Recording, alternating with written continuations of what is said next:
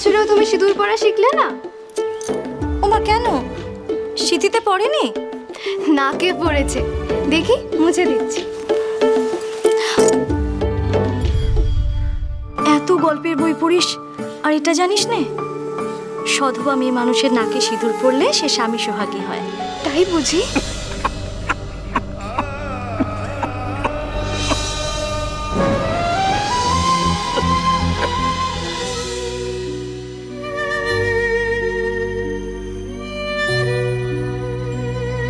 শাঁখা সিঁদুরে তোমাকে খুব সুন্দর লাগছে গো নতুন বউ।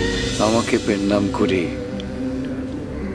বাবা মায়ের ছবিতে পেন নাম করে বাড়ি থেকে বেরোলে তো কোথায় গিয়েছিলে? মরতে গিয়েছিলে বুঝি?